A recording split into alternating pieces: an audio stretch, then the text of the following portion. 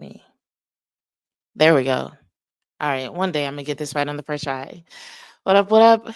I'm I'm pretty sure y'all can hear me now. I can hear myself. How's it going? I know it's the night before a holiday, um, but like I said, I'm trying to stay consistent, so I'm still here, still ready to go live. As a matter of fact, I'm gonna put a couple of things in the chat while y'all are filing in. Had to set my mic down. I don't know if y'all can hear me. Put a W in the chat if you've been watching Wimbledon. And that way I know how much to talk about Wimbledon when we get to that point. Um, but yeah, I'll make a couple comments on it right now. Because I want to save the Cowboy stuff when more people are here. I don't want to get too deep into it and then people pop in like, "Oh, I missed it. What are you talking about? Where are you?" So, just a few quick points because I do see some of y'all are coming in. Glad y'all are joining me late the night before a holiday. As a matter of fact, I don't know, say something in the chat, whatever you want, put a 4 in the chat or July 4th in the chat if you're actually celebrating tomorrow. I have a surprising number of friends who are doing nothing tomorrow, like no barbecues, no pool parties, no boat parties, nothing. It's really interesting. Um, but yeah, regarding Wimbledon, if you follow me on Twitter, you know two of my favorite tennis players are Coco Gauff and Francis TFO, and they've both been eliminated already. I personally, I kind of want to blame the French Open, but you still have people who went deep into the French Open, like Sabalenka and Carlos Alcaraz, who are still playing. So I'm gonna say it's partially how close Wimbledon is to the French Open, and it's partially just grass courts. Um, One thing about both Coco Gauff and Francis TFO is they like a lot of slide with their play, especially Coco. Like she uses that slide amazingly on defense. And Wimbledon just the grass courts, they don't play to that particular strength. And so you need more than just good defense. You need an arsenal of different types of swings, an arsenal of different types of offense. Um, and Yamanstrenka just took advantage of every single weakness Coco Gauff put on display. I'm not going to pretend to be a tennis expert and like really break down and analyze. I'm just going to say I've seen both of those players play way better than they played on Wimbledon, and the grass courts have in the past been a problem for them. So if you see me tweeting a lot less about Wimbledon, that is why. But they do still have a lot of Americans in the tournament. And then, of course, international favorite Carlos Alcaraz has advanced. I love watching Carlito play. So I'll be tweeting a little bit, just not a lot. All right. Numbers seem to have evened out for a little while. Shout out to everybody on Twitter, YouTube. What up, though? If you're on Twitter and I don't see your comment, make sure you come over to the YouTube side to make sure I see it. But before we get too deep into the headlines, let me hit y'all with this intro. Queen bitch, supreme bitch, I'ma stay that bitch.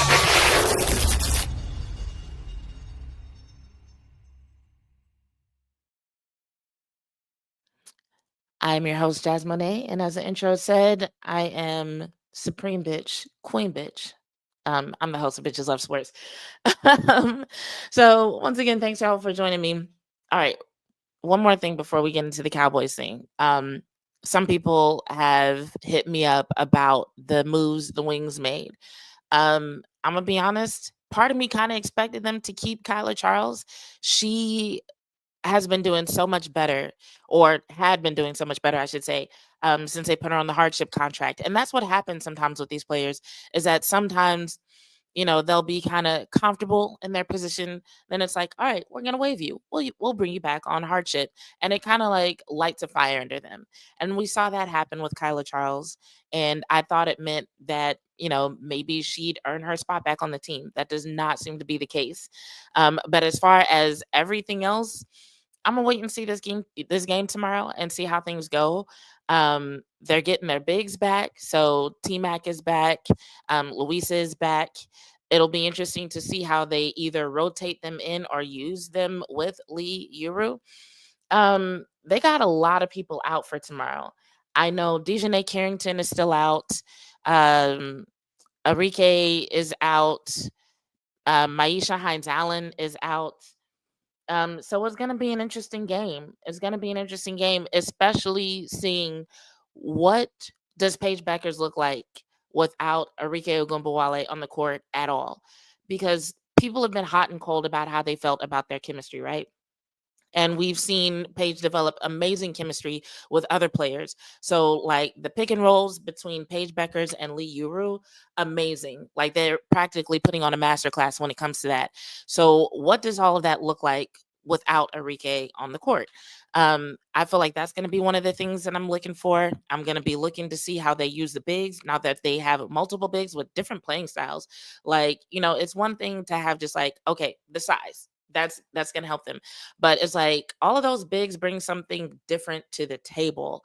Um, so it's going to be interesting to see what decisions they make, with it being that they do have that diversity along with the size. And also, you've got some very key players who are not going to be in the game. I'm going to be honest, I have no idea what to expect. The Wings look so different during this phase of the season than they did in the beginning of the season. They've been more aggressive, they've been playing together more, but can they maintain that with people like Dejanay and Enrique missing? So, like I said, I'm going to reserve most of my comments for after that game. If you follow me on TikTok, then you'll be able to join me for a live and see a lot of the things that I'm going to say during the game. But that's pretty much all that I'm going to say for now, is that I'm intrigued. Head coach Chris Kaklanis has his work cut out in terms of figuring out those lineups, figuring out those matchups.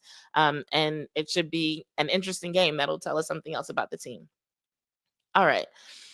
So, on that note, let's get into I'm trying to decide what order I want to do this, because I want to talk about this Netflix documentary on the Cowboys that's coming up.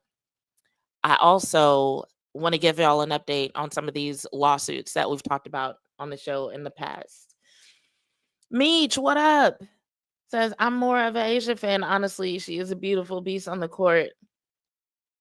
Totally reasonable. I'll never knock anybody for their fandom. Oh wait, I just realized. Are you? Is that a certain spelling of Asia, as in Asia Wilson, or are you talking about a different Asia? Because if you're talking about Asia Wilson, let's be clear. And this is how I am in all sports. I will have an affinity for a team, but I'm always all about the players. So I'll get attached to a player, and Asia Wilson is one of the players that I'm really attached to. So it's like, if you're an Asia Wilson fan, then like I'm right there with you. Like, yes, I'm a Wings fan and I cover the Wings. I enjoy covering the Wings, but like I'm not gonna act like Asia's not the shit. And I know she hasn't been as popular this year. She hasn't been in the headlines as much this year. And I think that has more to do with how the Aces are doing as a team. I think them getting rid of Kelsey Plum was a mistake. I don't know why they did that. I don't know if it was a salary cap thing or if there was some kind of chemistry issue that we didn't know about. I don't know what happened there. When that news came down, I was just like, why would you do that? What the hell is going on? Whose plan is this?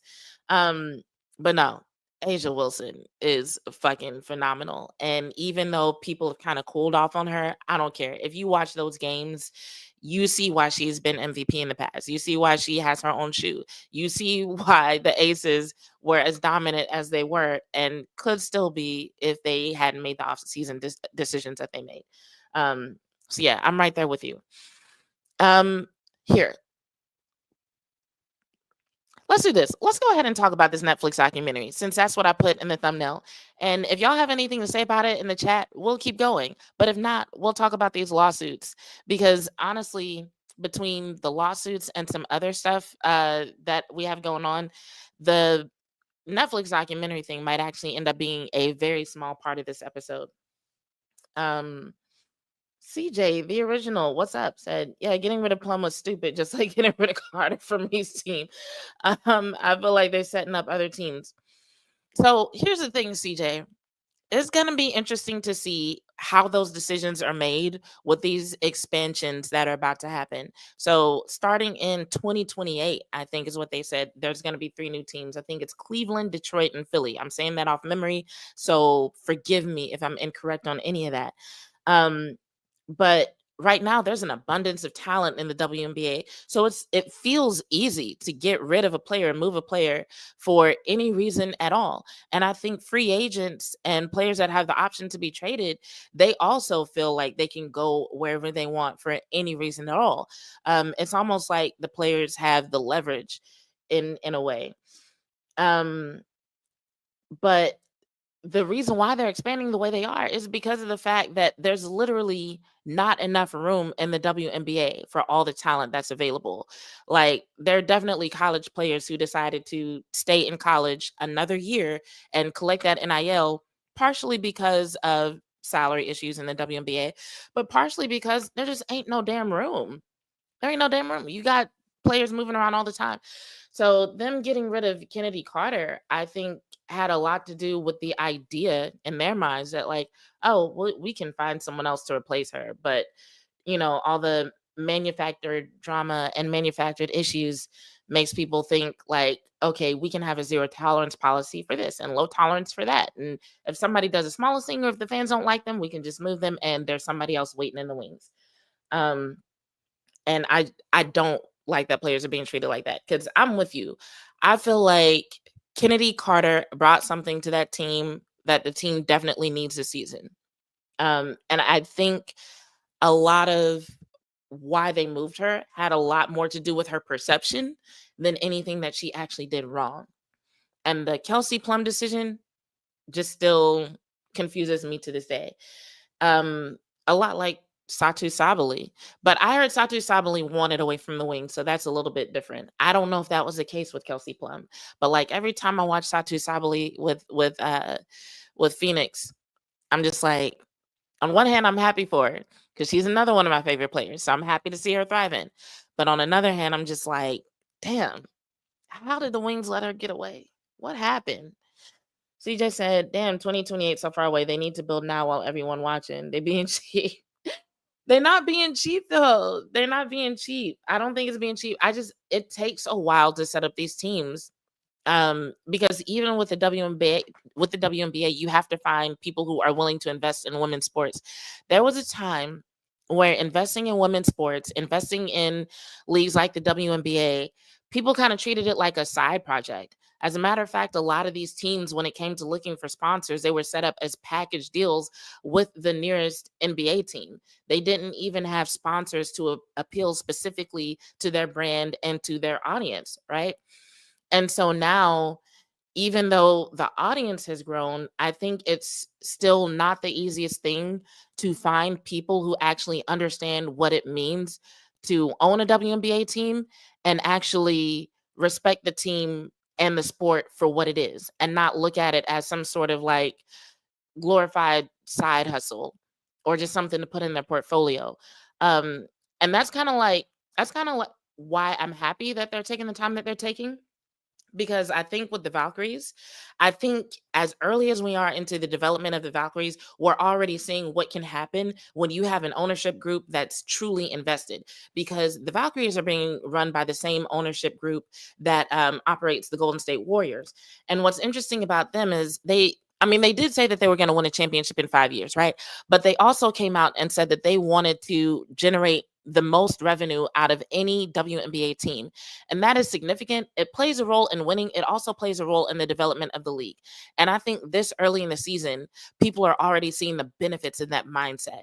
And so I think keeping that in mind, they're like, one, we can use what we learn to further expand. We don't have to worry about these teams flopping because we have this model that's already working this quickly, right? Two, it gives us an idea of what to look for in owners. And so I think they know they want to take their time and find the right people to do the job. And as much as we want them to hurry up and take advantage of the moment, I think thinking that way is essential, honestly. So I'm glad that you're excited about the WNBA expansion, but I actually agree. Like 3 years for us sounds like a long time, but real shit, when it comes to professional teams, when it comes to how they do business, especially since they're like talking about CBA stuff and the way that NIL is impacting the talent that goes into the league, there are so many factors that they're going to have to work with and around in order to make this work. Because like that's three teams. It's not one like with the Valkyries. That's like 3 different cities, and they want to make sure they do it right. Um, so yeah, we'll see how it goes. We'll see how it goes. But all right. On that note, let's take a look at this trailer. I don't know how many of y'all have actually seen the trailer. Um, for the longest time, my audience was almost all Cowboys fans who is on top of shit all the time. And now I'm getting like some WNBA people and some other people. So we'll just go ahead and play the trailer. It's a 2-minute trailer, so I will have to stop intermittently so that YouTube isn't like, hey, I'm taking your shit down. But I think there are gonna be some good reasons to stop in here. I've only watched it once. So this isn't me watching it like this isn't like an authentic first reaction with y'all, but there probably will be some things that I noticed this time that I didn't notice the first time. So let's go ahead and watch this together. I think this will be a good one. Feel free to say whatever you want to say in the chat as it's rolling. We'll get to all the comments.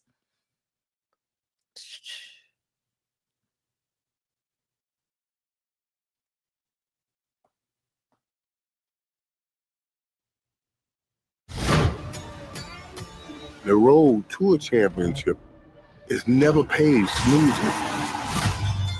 It's always paved with peaks and valleys. This is a soap opera 365 days a year. Texas is football country. The hole in Texas Stadium so God could watch his favorite team, the Cowboys. All right. So first I'm gonna comment on it's a soap opera 365 days a year. I already know people are gonna hear Jerry Jones say that and have thoughts and feelings about whether or not that's a good mindset to have. So one thing I will say is let's wait and see some context with that.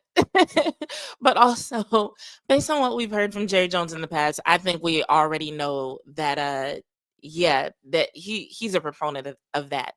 That's not something that he's saying like it might be a bad thing. That's something that he's probably excited about. When I bought the team, I was Darth Vader. Dallas fans aren't happy. Last year, they were 1-15. I said, Dad, I don't know anything about running a football team. And he looked me in the eye and he said, neither do I. We were gambling my family's whole fortune, so I had to take risks. And it started with Jimmy Johnson. Get part of this, first. Asthma, Mike. Get over there on that other field and have some asthma. And he made practice hell so the game is heaven. All right, so that line right there, what he just said, he made practice hell, so the game was heaven. That's one of those things I already know is going to become a talking point. Hell, it actually already has become a talking point. I've seen several sources talk about, the toughness of the practices and whether or not that's something that should be implemented. And that's one of the points I'm going to make about why I feel like this documentary could backfire, but I just wanted to pause on that point because that's like out of a 2-minute trailer, that's one of the lines that has been pulled probably the most and turned into articles and think pieces and just has people responding. We were ready. Showtime. All of a sudden, it was a runaway train. Oh, baby. Everywhere we went, they were icons. We played hard, and then we played hard. I'm gonna be honest, I'm really excited about the inclusion of Deion Sanders in this, just like the behind the scenes footage.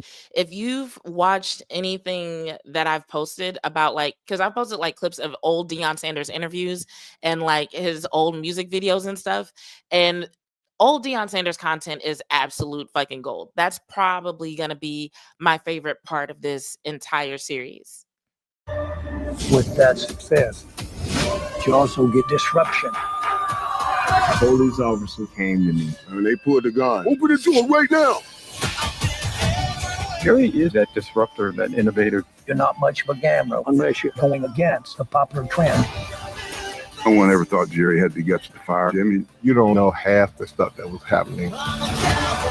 Playing for the Cowboys is different. The most valuable sports franchise in the world. No matter what they say, they can't prepare you.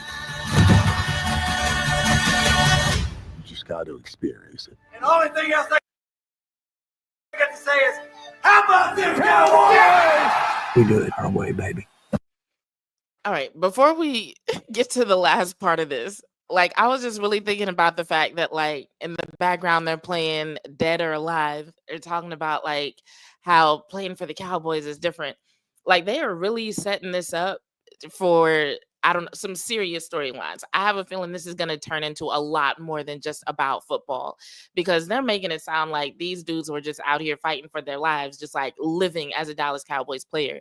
So, some of the stuff that they've said that we know is true, like when it comes to them being icons across the world, the Cowboys being the most valuable sports franchise, so on and so forth. Um, but when he says you have no idea what was going on, um, I'm really curious about that, because in the Netflix article about this, and I'll read what Netflix said because it was a short article. But one of the things that they did mention was that there's going to be never before seen footage, and that we're going to get some interviews based on that footage. So as much as has been revealed about the Dallas Cowboys of the 90s, it's possible that some new information might come out. It's possible we might learn something new about the relationship between Jerry Jones and Jimmy Johnson, something new about whatever the hell was going on with Michael Irvin that had the cops showing up, and whatever happened with Deion Sanders. There might be some new storylines here. Um, and based on what we know about Jerry Jones and what he said at the beginning of this trailer, like, why wouldn't there be? Why would they tell the same old story? I feel like this documentary is going to come out, and the documentary itself is going to make headlines.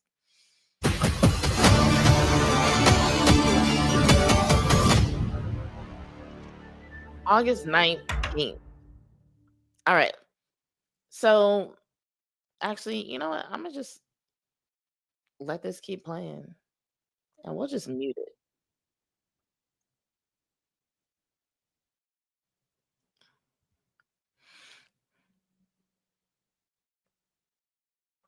I just like having the picture next to me instead of it being like blank.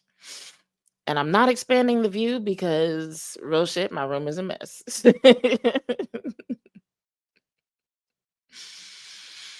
All right.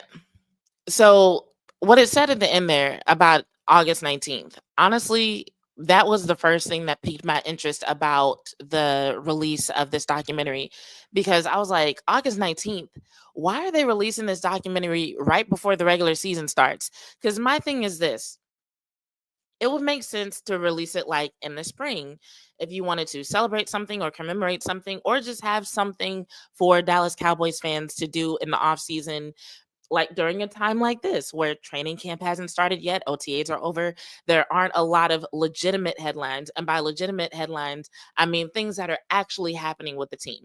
Like right now would be a great time to release this documentary. So why August 19th, right before the season starts?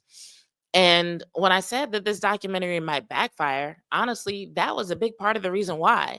Because I'm just like, one thing we know about the Dallas Cowboys is when it comes to them and the media will look for narratives. They will find narratives anywhere. And so with a documentary like this coming out, even with some of the things that we saw in the documentary, how they talked about the practices, how they talked about the lifestyle, that is fodder for comparison. And I know when we think about our current Dallas Cowboys players, we're like, okay, they're professionals. They shouldn't be distracted. They should be able to focus on whatever their job is. But here's the thing: part of their job is talking to the media. Literally, they can be fined for not talking to the media. It's something that's put on their schedules. It's something that they have to do. Their job is not just playing football. And so when they talk to the media, how often do y'all think something from this documentary is going to come up, either as a point of comparison or as, hey, they said such and such. What would you think if that were implemented today? Like, even without a documentary being in place, we've had situations come up where, didn't mean to do that. Hold on, let me fix this, you guys. Okay, good. So we've had situations come up where people talked about, are the Cowboys too soft? Is Jerry Jones too soft on them? Does Jerry Jones bring too much drama to the team? Like, are they not focused on winning? Like, even just what we saw in a barely 3-minute trailer, those questions can be brought up just based on those sound bites. So imagine what's going to start happening once we actually start seeing clips from practices, once we start hearing some of the things that Jimmy Johnson was saying to the players of the time, once we hear Michael Irvin expound more on the point that he was making about practices being hell, right? And so, do I trust the current Cowboys to focus on their current mission, not just their job? Because, like we said, talking to the media is their job, but their current mission, which I hope is making a deep playoff run. Yes, I trust them to do that. But can this be somewhat of a distraction just in terms of messaging? Can it turn into something that they don't want to deal with? Can it bring up certain narratives that are not exactly beneficial to the team? Yes. And so something else that we have to think about, because it said release date August 19th, right? But this isn't a like a movie that's like, oh, it's a 2-hour documentary. This is, now I saw one source that said 10 episodes. So it could be 10, but most of the official sources I've seen said that it's 8 45-minute episodes. So more than likely, people are not going to get through it all at once. And even if somehow they do, when you have that much content, that's enough to really carry you through the entire season.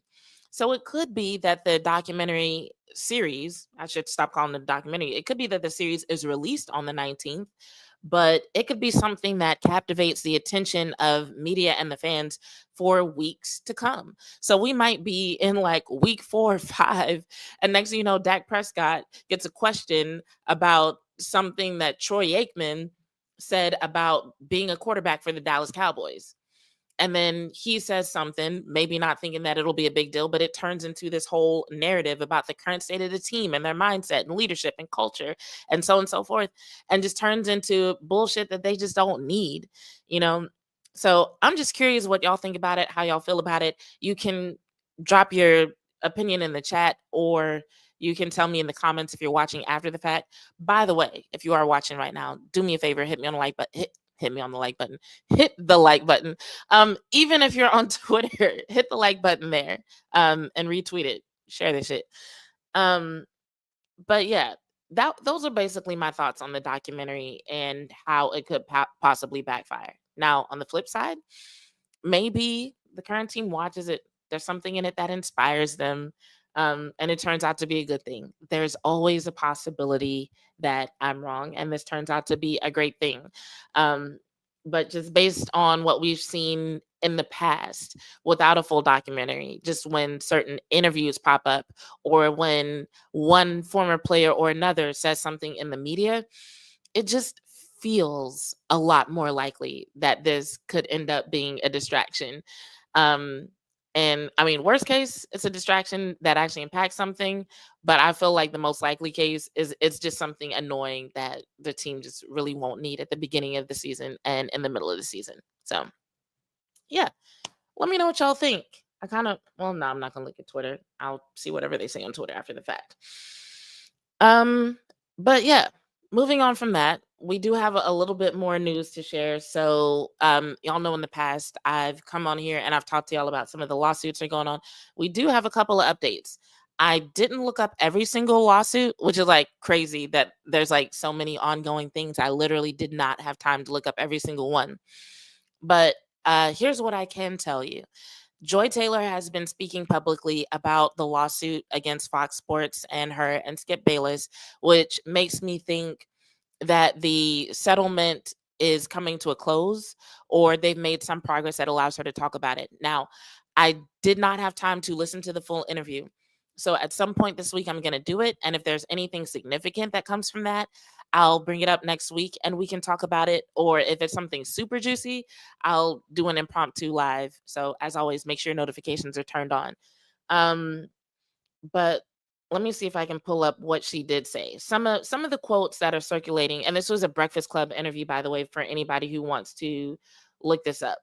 And as I'm pulling up the quotes that have been shared, I'll just let y'all know the current status as I saw it was not today, but the last time I checked, they were in the process of settling out of court. All parties involved had decided that they didn't want to have the next hearing, and they were going to essentially discuss things among themselves and figure out how to move forward.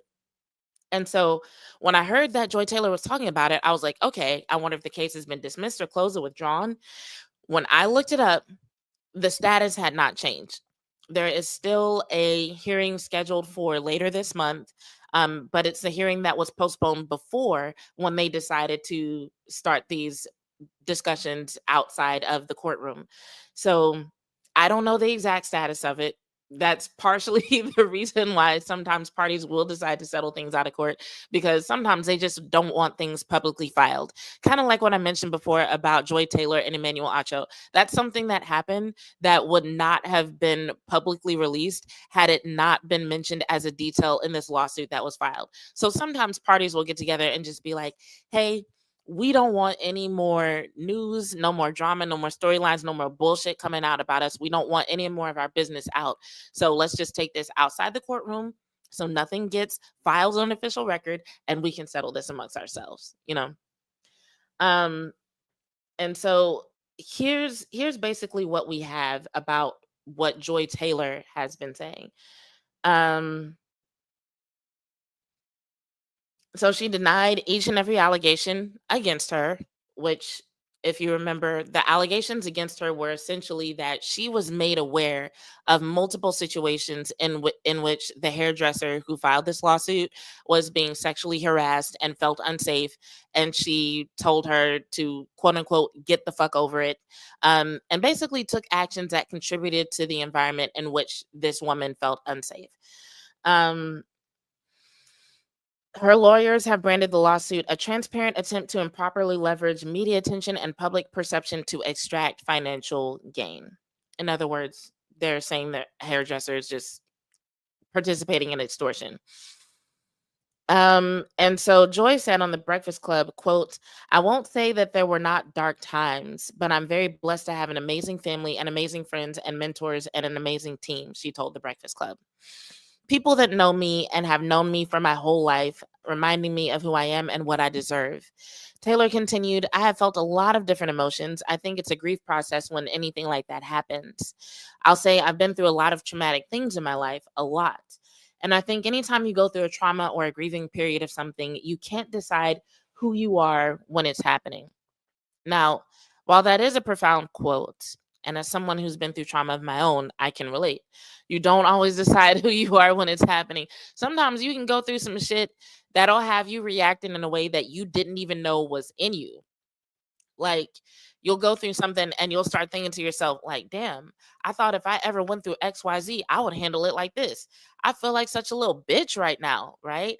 Or like, damn, am I weak or is this normal? Do I have anybody to open up to? Like, it can really make you reevaluate not only yourself, but your friendships and relationships. So part of me wants to feel for her in this situation.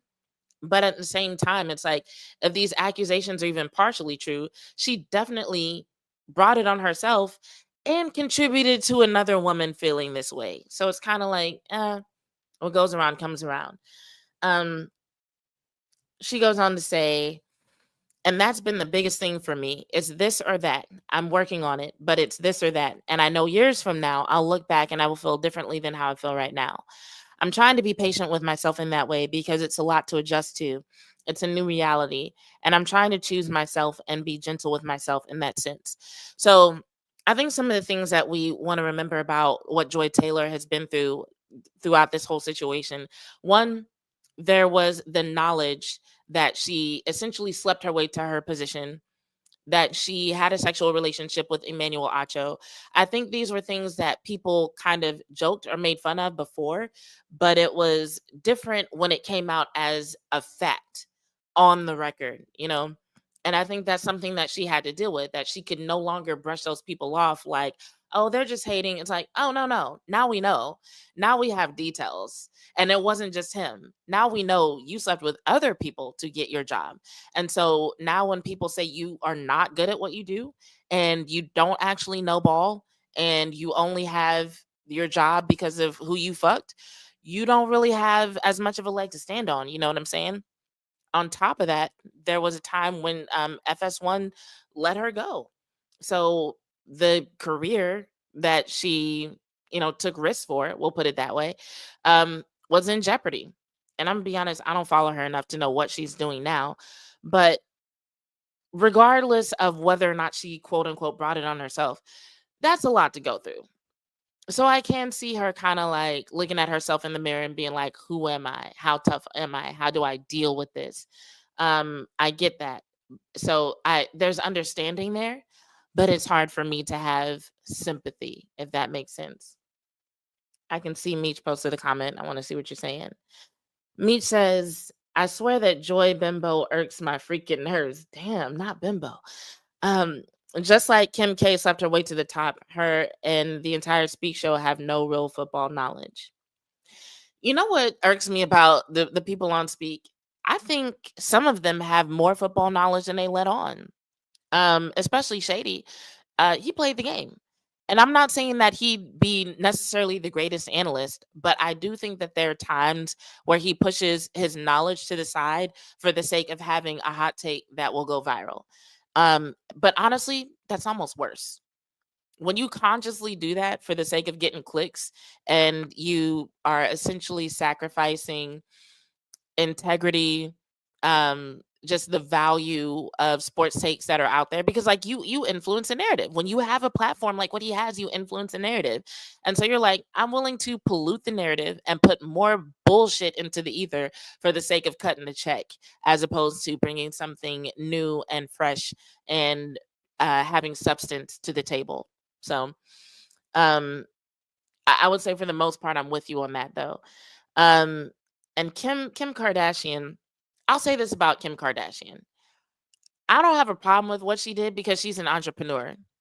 She didn't take a role from anybody. She carved her own lane and she decided to start that with a sex tape. Um, I watched it. I wish she wasn't so lazy. That's probably one thing I'd say about it.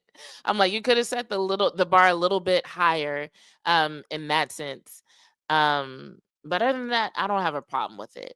Um, Joy, on the other hand, is pretending to have skills that she doesn't necessarily have. Not only did she take that spot from someone, but she perpetuated a culture that keeps certain women from getting to certain places. Because the fucked up thing is, when it comes to, and this is the entertainment industry as a whole, um, yes, there's rumors about this in the sports industry, but like the entertainment industry as a whole, there's kind of this idea that there are women out there who are just getting what they get, getting the roles, the positions, the jobs that they get because they're fucking whatever, right? And the narrative is never, it's always like, oh, these women, they're having sex to get what they're where they are. It's never, can you believe that there are men that are withholding interviews and withholding information and withholding professional opportunities for sexual favors? Can you believe that they're using their position to extort sex from these women? That's crazy. What is wrong with these men? It's always the women, right? It's always the women. And that's the part that frustrates me. And so it's just like, when you decide to participate in that, that's one thing. That is your decision, but you have to recognize that you're perpetuating a culture that allows that. You're not only allowing men to get away with that, you're rewarding them for it. But then when a woman comes to you and says like, hey, I'm not trying to play the game that you're playing, and it bothers me that that's expected. I don't like being touched this way. I don't like being talked about or talked to this way. And I don't like the fact that people expect me to do this just because you did it. Can you help me out? And you tell them to get the fuck over it. Oh no. Like that's completely fucked up. Like if you want to have sex to get where you're getting, do you. That is your business. But to basically act like another woman is weak or something's wrong with her, or she should play along or get along to get along or get out, that that is really fucked up. Meech said, please don't say that ass face sniffing turtle has knowledge. He has no valid MVP or Super Bowl credentials, but always bragging like he took his team to the glory hole. Okay, so on that note, yes, he does too much when it comes to bragging about the Super Bowl. On that note, I will agree with you. But it's just hard for me to believe that someone who played doesn't have any knowledge at all. That's all I'm saying. Like I said, I'm not saying that he would be like the best analyst. I just believe that when it comes to actual facts and a perspective with substance, he has the capability of bringing more to the table than what he does. I think he says some of the shit that he says on purpose, and he knows it's bullshit. That's it. Me said, that's why Diddy and Joy need to be out of TV, just like Harvey the Predator. Keep our world pure. Only war should be done on the battlefield, and reporters should have love and morals. I don't know what's going to happen with Diddy. I heard he could get up to 10 years. Don't get me started on that. Don't get me wrong. 3 drunk years ago, I would have took him down. A lot of people would. A lot of people still would. And once again, I'm not mad at that. I'm a sex positive person, and I mean that genuinely. Like some people say they're sex positive, but they're judgmental as fuck. I really don't judge people for what they do as long as it's consensual and you're not hurting anybody. So I'm just like, hey, do you, whether it's OnlyFans, propping up your career, do what the fuck you do. But I just don't think it's right to create or contribute to environments where other people could be harmed. That's all. So that's the update on that. I need to pull up another window for this. Hold on. There's no update on the Zion Williamson thing. I checked. But Kelvin Joseph, former Cowboys player Kelvin Joseph, is being sued for wrongful death. So I do want to bring up the documents related to that. I wasn't going to bring up the documents before. I was just going to inform y'all. But now I do kind of want to go over the documents and see if y'all have any thoughts on it. Let me get a sip of water while this is coming up.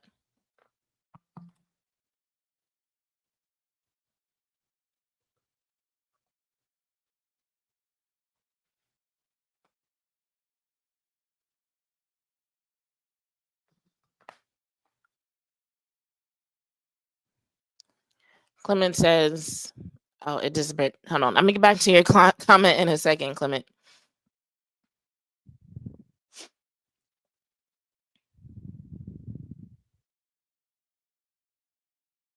Let me just pull this up and I'm going to see what y'all are saying.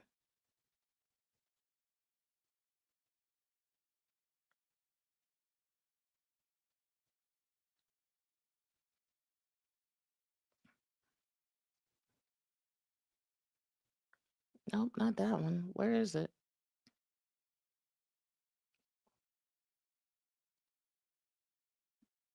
Here we go.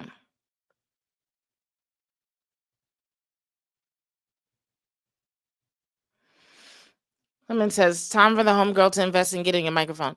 Clement, okay. I actually have multiple microphones. I haven't been able to find a mic stand that I like, but I might invest in a new setup. And so maybe once I get the new setup, the mic stand will work out a little bit better. Like, one thing I've learned is that not only do I have ADHD, but I also have sensory issues. So just like in order for me to feel comfortable and actually talk to y'all in a comfortable manner, things need to be situated a certain way. And so it's just been hard for me to figure that out. So right now I got my Saratoga bottle with my wireless mic on it.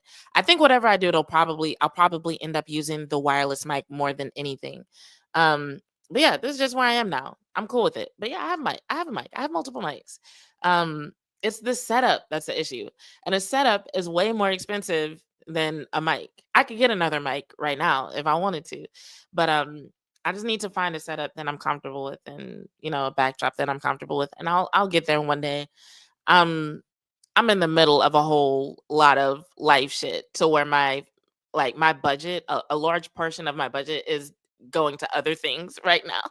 So y'all keep supporting my radio show and maybe one day I'll have the sponsors necessary to just like invest in all that shit. Meech said Zion is innocent. He just addicted to sex like I was before my solitude in therapy. That porn star just wants money and ruin a black man's reputation. So, Meech, I think you have some details wrong about the Zion situation. He is not being sued by Mariah Mills or any porn star, um, to our knowledge, based on what we know about the case. And he's accused of a lot more than sex. As a matter of fact, I think the sex was probably the least concerning part of that lawsuit. But if you go back a couple of episodes, I actually went over the lawsuit in detail. Um, what he's accused of is actually kind of horrifying. He actually sounds like a fucking evil ass villain who, if any part of that is true, should be thrown under the fucking jail. If any of that is true, he's a piece of shit and deserves whatever happens to him as a result of this lawsuit. So, he might be addicted to sex. And if someone is, I leave it up to them to decide how they want to handle that. But yeah, it's the other stuff. It's the kidnapping, it's the abuse, it's the death threats, that I had a problem with.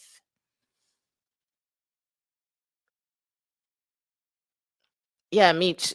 Yeah, definitely Google it. But I had to do a lot more than Google to get the details, because Google was telling me kind of like what you're thinking, like, oh, he's accused of sexual assault, and kind of making it sound like every dude that's been accused of sexual assault.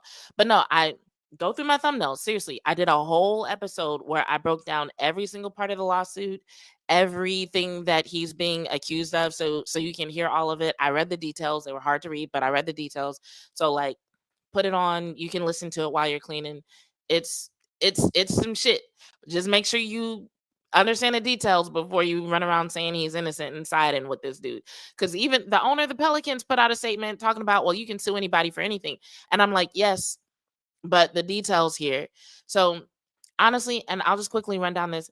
It Based on the timeline, a lot of people are assuming that it's his high school sweetheart who he was still dating after he graduated from high school that this happened with, because this apparently was a 5-year relationship. And the person describes various things that happened during the course of those years, and the abuse, and the fact that he threatened to kill her, threatened to kill her family, would lock her in his place and not let her leave. All kind of craziness that happened. Um, so that's who some people are assuming filed the lawsuit. We don't really know, but but the reason why we know it's not Mariah Mills is because Mariah Mills contacted Tony Busby to file a lawsuit herself after this other lawsuit was filed, and Tony Busby was like, "Nah, I'm not fucking with you." So we know it wasn't Mariah Mills who filed this one that actually has gone through and is actually being litigated.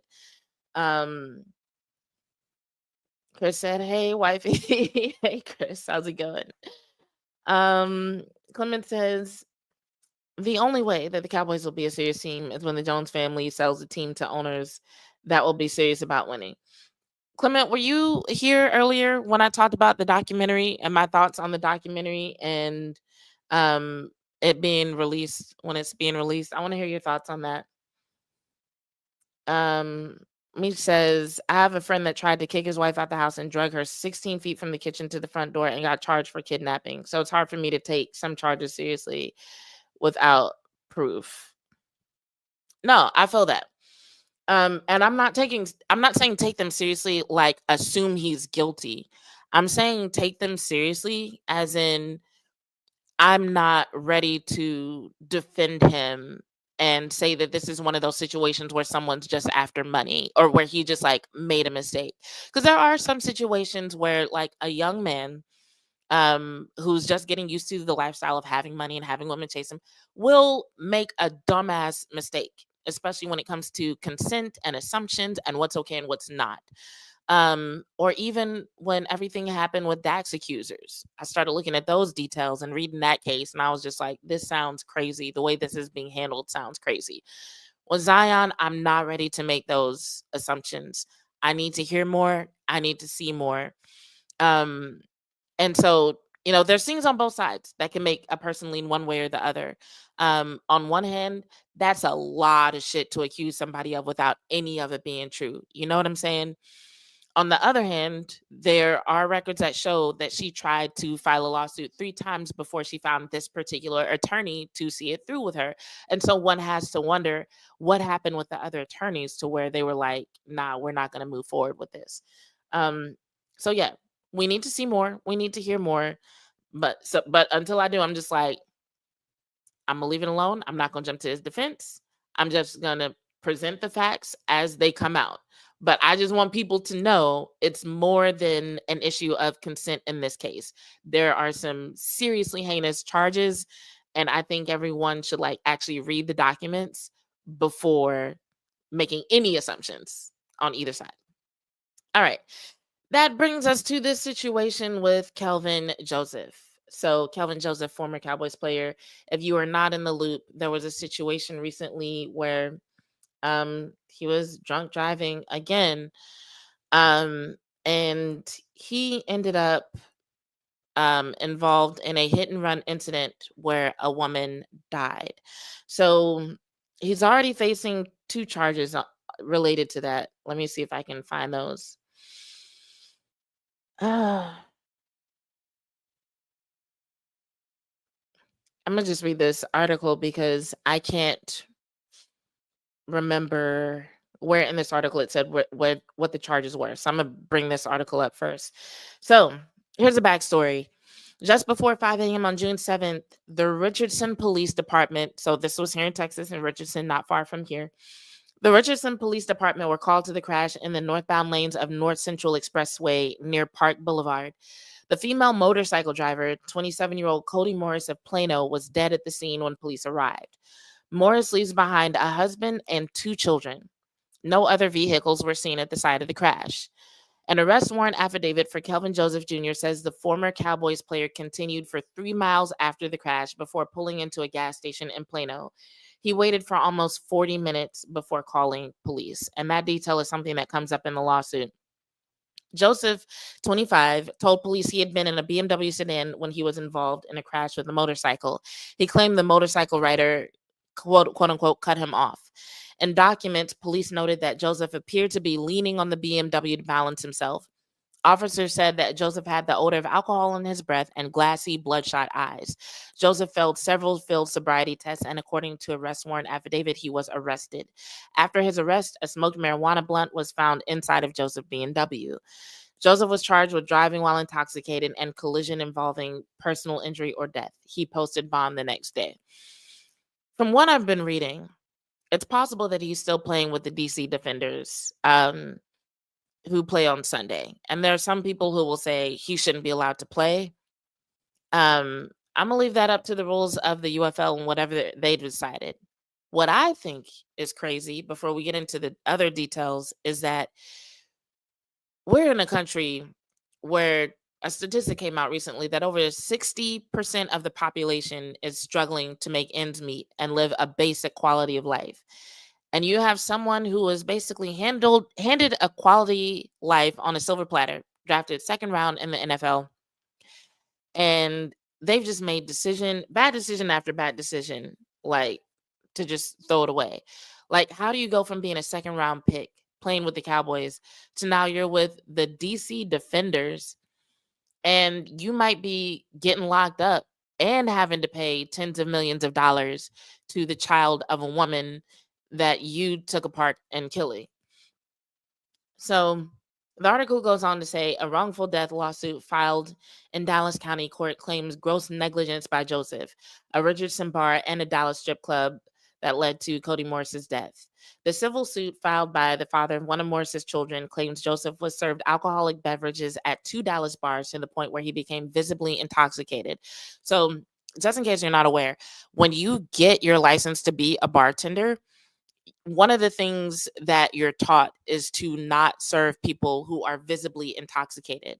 There are several ways, or at least when I got my license back in the day, they gave us several ways to like try to get them to call like an Uber, call somebody to bring them, or to even take their keys. So when someone is visibly intoxicated and they're still being served, like, yes, that can make an establishment and possibly a bartender themselves liable. The suit argues Joseph was aware of the risk getting behind the wheel while intoxicated and that the clubs, the lodge, and the dive on 75 violated Texas law by continuing to serve Joseph when he was obviously intoxicated. The plaintiff is seeking over $10 million for pain and mental anguish, medical care, funeral and burial expenses, and other damages on behalf of Morris's daughter. The other side, basically the two bars are saying that they didn't continue serving him. What they're saying, we have very reliable information that he was in fact at both of these establishments and drinking the night in question before this deadly crash occurred. He is 25 years old. He played for the Cowboys and had an incredible future in front of him as a professional athlete, and he made terrible decisions that night. So yeah, let me pull up the lawsuit and I'll share a couple things. So when it comes to wrongful death and this lawsuit, there's charges and then there's a lawsuit. So charges are what we said. There was a hit and run, driving while intoxicated. And then wait, what was the other one? I forgot already.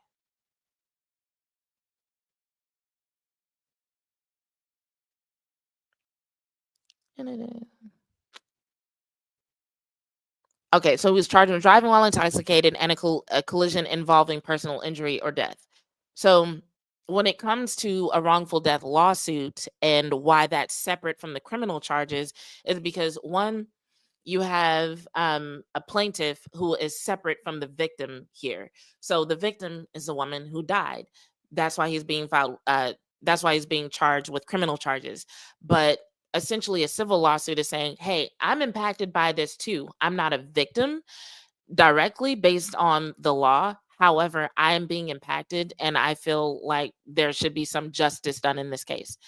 There's also the fact that the charges brought against him don't account for things like him waiting 40 minutes before turning himself in. We don't know how long it was before that woman was found, and if help could have gotten to her sooner, and if there's a possibility that she could have been saved had someone got to her sooner. Maybe that's the case, maybe not. We don't know how fast he was going or what happened. And it could even be that he was traumatized himself once he realized that he hit a person. I remember one time I hit an animal and I felt really bad. And so that's one thing that hasn't been talked about and probably won't be talked about. There are going to be very few people who feel sympathy for Kelvin Joseph in this situation, and I don't blame them. I'm simply bringing it up as a very real possibility. I'm not telling you how you should feel about it, but it is a very real possibility that this motherfucker realized he hit a person and that however fast he was going or however he hit them, that person could likely be dead. And maybe he was thinking about his own future and what that meant. Maybe there was a part of him that felt some level of regret or remorse over the possibility of unaliving someone. So, we'll get into the lawsuit, which I forget how many. Oh, it's 12 pages. And so Kelvin Joseph, the lodge, and the dive on 75 are all listed as defendants in the lawsuit. There's jurisdiction information. Factual background: this lawsuit is necessary as a result of the tragic death of Cody Lynn Morris on June 7th. Miss Morris was just 27 years old and was a mother of two children, including TV. So TV is how they're abbreviating the name of the child. Miss Morris was killed because defendant Kelvin Joseph Jr., a former Dallas Cowboys football player who is supposed to be a role model for kids, I don't know about that, chose to go party at both a bar and a strip club and then recklessly chose to drive a vehicle in the early morning hours after getting drunk. Defendant Joseph collided his vehicle into Miss Morris while he was driving drunk and then fled the scene of the collision, leaving Miss Morris there to suffer alone in unimaginable, excruciating pain for her final minutes on earth. So that goes back to they're already connecting the time that it took him to call the police to what she experienced. Shortly thereafter, defendant Joseph was arrested and charged with driving while intoxicated and collision involving death, a felony. So it goes on to mention some of the details that we already read in the article. And then it mentions negligence claims. Plaintiff incorporates all other paragraphs by reference here fully. Plaintiff would show that defendant Joseph, as an operator of a motor vehicle on a public road, had a duty to exercise a degree of care that a reasonably careful person would use to avoid harm to others under circumstances similar to those described herein. Ms. Morris's death and TV's resulting damages were proximately caused by defendant Joseph's neglect, careless and reckless disregard of this duty. The negligent, careless, and reckless disregard and breach of this duty, why can't I talk? Consisted of, but it is not limited to, the following acts and omissions: driving while intoxicated, failing to keep a proper lookout, failing to yield the right of way, failing to keep a safe distance from Miss Morris's vehicle, failing to take evasive action, failing to maintain alertness, driving while distracted, driving while fatigued, failing to apply brakes in a timely and prudent manner, failing to use care that would have been exercised by a person of ordinary prudence under the same or similar circumstances, and such additional acts of negligence and gross negligence which will be established as the case progresses. So essentially that's his charges. And then they go on to describe in detail everything that each of the bars should have been responsible for, which was essentially, hey, you're supposed to stop serving a person when they're visibly intoxicated. And I don't know if it's in this document, but I do know that they're trying to get video footage from the bars that he was supposedly at. But essentially, that's what all these items amount to, was that you and your employees were responsible for not continuing to serve him. And you also should have made effort to not let him get into his vehicle if he was visibly intoxicated. And it looks like they cite a previous act to also hold them accountable. So apparently something like this has been brought up before, and they're saying, hey, based on how this was ruled on, we do have a leg to stand on in this case. So then, against all defendants, they discuss gross negligence. There are no new details here, just basically further reason why the acts that the defendants are being accused of are responsible for Miss Morris's death. And then we get to wrongful death damages. So item 34 says TV is a surviving daughter of Cody Lynn Morris and thus is a statutory beneficiary under Texas Civil Practice and Remedies Code, yada, yada, yada. You can see that, which is the Texas wrongful death statute. The negligence and gross negligence of defendants outlined elsewhere herein more fully cause a tragic and untimely death of Miss Morris. Yada, yada, yada. So when it comes to the child, once again abbreviated as TV, they mention mental anguish in the past and mental anguish in which, in all reasonable probability, TV will suffer in the future. Pecuniary loss in the past and future, including but not limited to the loss of care, maintenance, support, services, advice, counsel, and reasonable contributions of pecuniary value that TV would have received from Miss Morris had she lived. Loss of companionship in society in the past and future, including but not limited to the loss of positive benefits flowing from the love, comfort, companionship, and society that TV would have received from Miss Morris had she lived. Loss of inheritance that Miss Morris would have added to the estate and left at natural death to TV.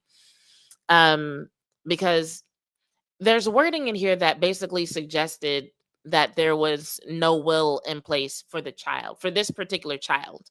And so between that and the fact that the victim here had multiple children, what that last one is basically saying is that, hey, there could be some things that this woman would have left to this child, or maybe some things like money that she had yet to earn, property she had that she had yet to buy that could have gone to this child that she won't be receiving.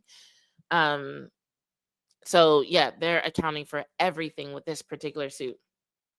And then it goes on to describe survival damages, which is like further explanation of what we just talked about. So item 38 says, as the direct and proximate result of the occurrence made the basis of this lawsuit and the negligence and gross negligence of the defendants, Ms. Morris was forced to suffer excruciating injuries and damages. So they're essentially claiming, hey, she didn't pass away instantly. She suffered before she died. And Kelvin Joseph and these bars should be held accountable for that. Also, TV is an heir as the surviving daughter of Miss Morris and thus is a statutory beneficiary, pretty much repeating what was mentioned earlier. And what they add in this section is things like funeral and burial funeral and burial expenses, and quote unquote all other damages. And so what they're seeking here is plaintiff states that the monetary relief of over $10 million in an amount to be determined by the jury is being sought on behalf of TV. So essentially, this lawsuit is being filed by someone who's mentioned as a friend of the child, because the child is a child. I don't know if there's any mention of who the person actually is. I want to say I read something that suggested that the person filing the lawsuit is the child's father, but I'm not sure, so don't quote me on that. So that's the long and short of it. So yeah, you might have heard about the crash. You might have heard about the criminal charges. I kind of had a feeling that something like this might be coming once I heard about the criminal charges. And so here it is. This was all filed relatively recently. There hasn't been anything determined in terms of like a response from Kelvin Joseph. I don't know what he could possibly say. But so far, there hasn't been any sort of comment, response. We'll just have to see how this unfolds. But like it's incredibly tragic on all counts. It's incredibly tragic that children lost their mother. It's incredibly tragic that Kelvin Joseph is just like wasting away his life with bad decisions. It's obviously incredibly tragic that this woman was unalived. Like all of this was avoidable. It's just, I don't know. I'm just bringing all the information. I have nothing to say about this one that I haven't already said. Just like I just hate that it's happening.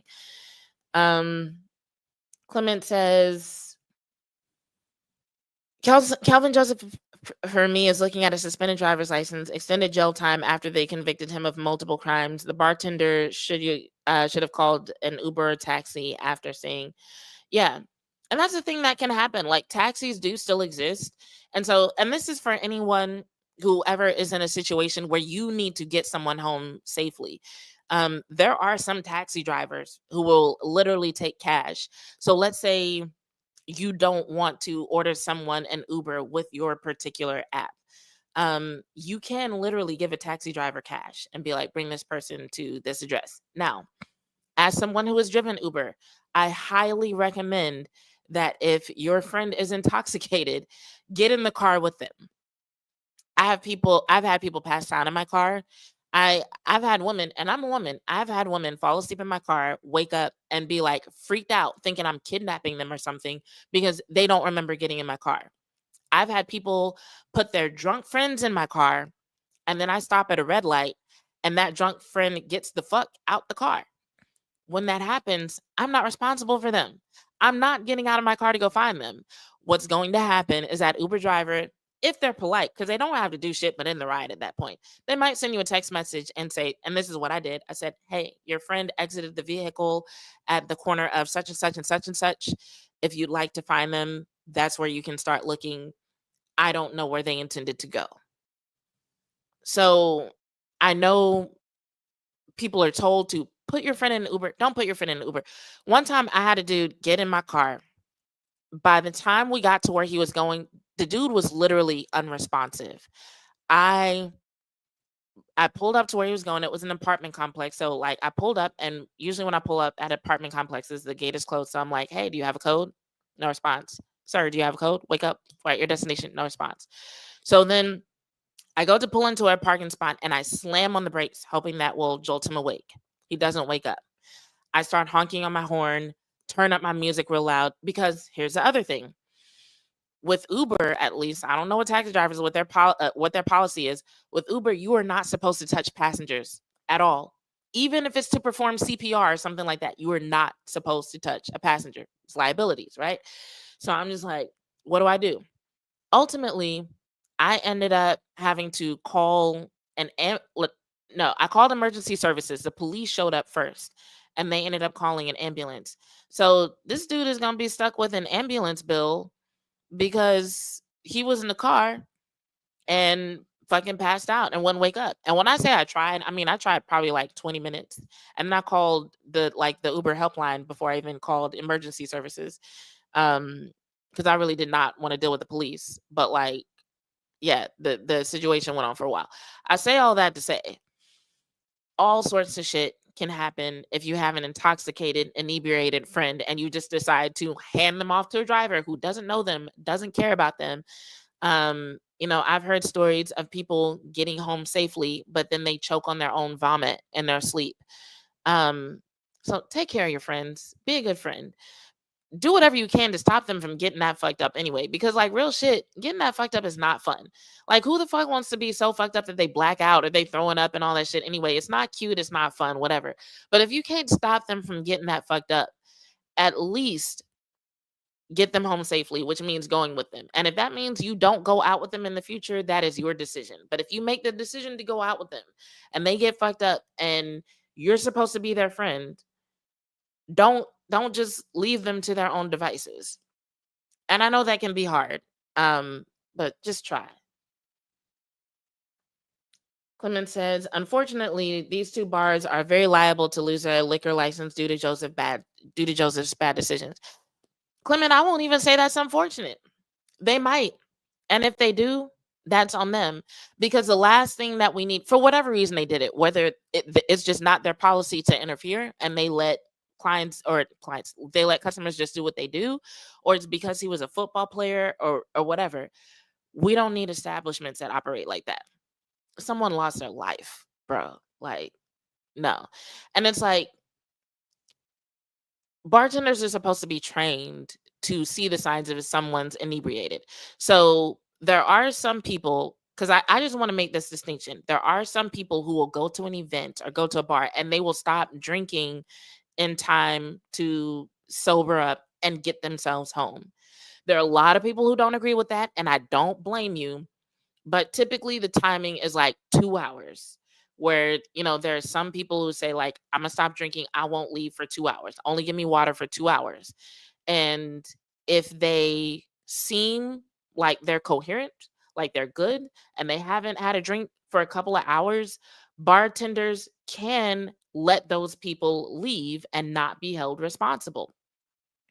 So this is a situation where you didn't see those signs, is what they're saying. They're being accused of seeing someone who's visibly fucked up and continuing to serve him and also letting him get in his car. Because like I wanted to point that out just to say that like bartenders do not have to babysit every single person who sits at their bar. There are guidelines that they're supposed to use to determine who needs special attention, who needs to stop getting drinks, who needs to like have their keys taken away, and who can be trusted to walk out out the door and do whatever they need to do, right? So there's a line. And what this lawsuit is saying is like, hey, this person was on the other side of the line. You did not do what you were supposed to do. If he hadn't been drinking for 2 hours, which if they get the video footage that they're hoping to get, if it shows that he was in his right mind and he hadn't had a drink for 2 hours, then maybe these establishments will be okay. Because the police officers did say they found, marijuana in his car. So, I mean, who's to say that he didn't walk out of these bars fine, get drunk in his car, get high in his car, and then he's driving crazy, right? That is also something that could have happened. That's going to have to be determined with more evidence and more testimonies, right? But if it turns out that he was intoxicated and they kept serving him and he was visibly intoxicated and he left without them trying to stop him, and you can go so far as to call the police if someone is intoxicated, is trying to get in the car, because it's not even legal for you to, like, let's say he just got in the car and he was in a parking lot, but he was intoxicated. That is not legal. That is not legal. You can have someone go knock on the window and be like, hey, get out the car. You cannot be behind the wheel. I don't care if the car ain't turned on. I don't care if you hand me the keys. You cannot be behind the wheel while you're intoxicated. So like there's a lot of points at which you can stop a person and stop this cycle, and like I said, at least when I was being taught to be a bartender, I was taught all of that. So, but I also got my license in Tennessee. I don't know what they do in Texas. I don't know if it's different, whatever. So yeah. Sad case. And now y'all have the details.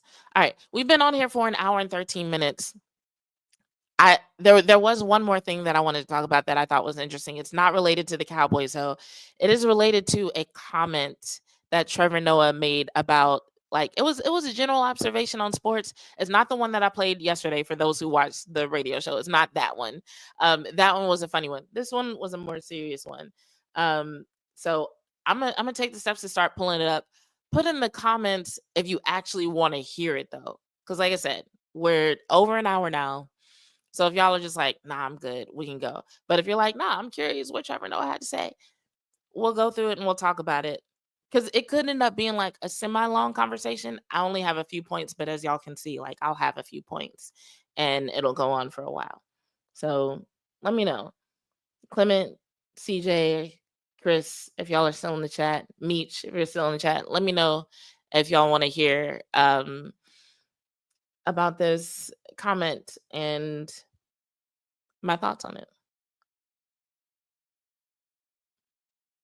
All right, we have at least one. What did Trevor Noah say? So I'm gonna pull it up. Okay, let me see. I think I have it over here. And if you want to hear the one from yesterday, Clement, just look at the radio show I did yesterday. I'll summarize it for you. Yesterday, I played a clip where Trevor Noah said that defensive backs are professional haters. Hilarious. But this is a little bit of a different one. And it might be kind of long because I haven't clipped out the important sections of it. So I might skip through and it might be kind of long. But here it is.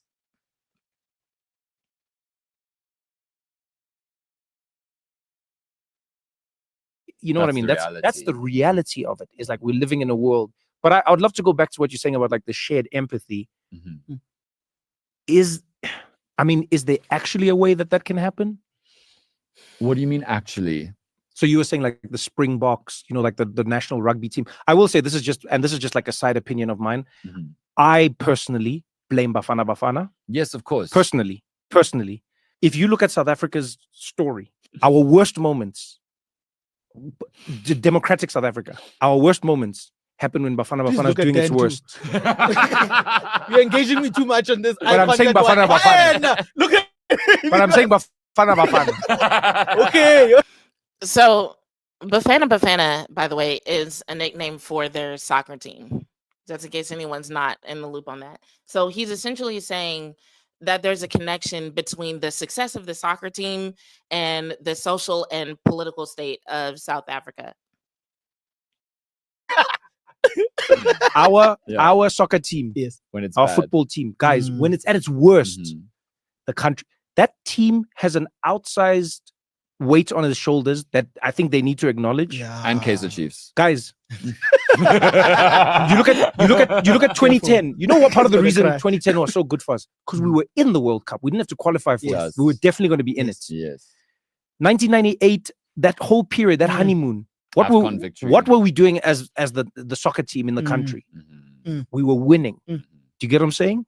And I know this is a stretch, but I do think there's also an element in South Africa of when the rugby team wins, the whites have won. Blacks support the rugby team as well, but the apparatus of it is still seen as like, oh, the white institution did a thing right. When the cricket team wins, they go, yeah, you see the white thing won. When Bafana Bafana loses, crime. You see those crimes? Did you see how they were playing? It's crime, that one. And I'm being serious. Subliminal. And that's why I say like Bafana, Bafana Bafana has an outsized influence on how the country sees itself. Many of my Brazilian friends have said the same thing. They go, when the Brazilian national team is doing well, Brazil is doing well. When we're doing terribly, you'll see more protests, more violence, more everything. And it might just be confirmation bias, but I do think there's something to how the collective experiences its reality based on like a few. I think it's a consensus decision of how we're doing, expressed in a. So I'm gonna let this guy finish because this guy made some really good points too. But there was a point at which during this little clip that I just played, Trevor Noah is like, I know this is a stretch, but it's actually not a stretch. There's actually scientific support for what he's saying. And it's like, y'all know how I like to nerd out with y'all sometimes. And so when I heard that, I was just like, oh, this could actually be something to bring up with my audience. Cause like, I don't think I've ever talked about this with y'all, but it's something that I've studied on my own. that I think y'all could actually benefit from knowing. And I'm going to tell y'all why after this clip is done. Very, very small representative example that makes us feel proud. Yes, that's true. It's like our very best are the best at the world at a thing that the world cares about. And soccer is the most extreme version of that, because soccer is bigger than any religion. It's bigger than any nation. It's the most practiced cultural thing on the planet. And we are a football nation first and foremost, particularly amongst Black South Africans. We're a football nation first and foremost. And so if football, soccer, our best 11, the boys, Bafana, our best stock are good, we feel good. But if our best offering is getting trashed by, or say, drawing with Lesotho, and no disrespect to Lesotho, but you know how South Africans feel about Lesotho. That was heavy disrespect. You see how South Africans talk about Lesotho. Especially when Lesotho was like, Okay, so at some point I'll find the remainder of that clip and get to the point that I was hoping I would get to, because he said something later. Actually, let me look for it. Hold on 1 second. Oh, man.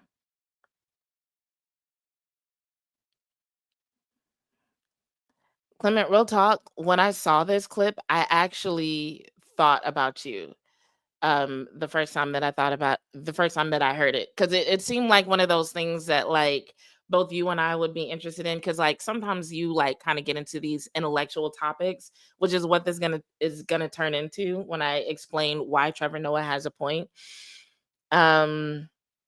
But I'm looking for it. Basically, the guy who was just talking, at one point he made a comment about who determines which sports receive like scholarships and NIL and things like that.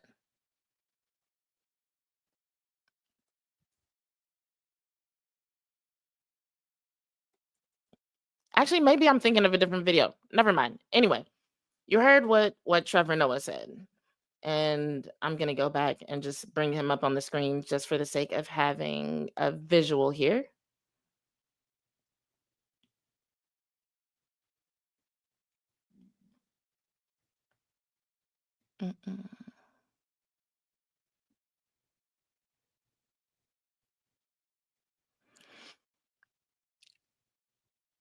Okay, so like I said, when he said that, okay, I know this is a stretch, he was actually onto something. So for those of y'all who are not familiar with me, because everybody's worried about Black women's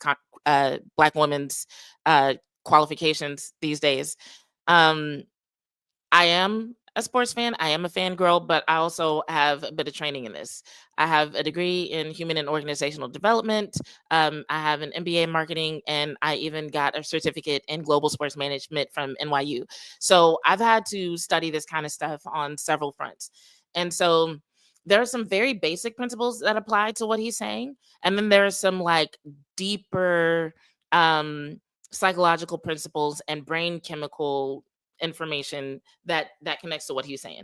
So on a surface level, if you've ever studied anything related to sports fan psychology, sports marketing, you've probably heard the phrases Berging and Corfing. So Berging is an acronym. BIRG stands for basking in reflected glory.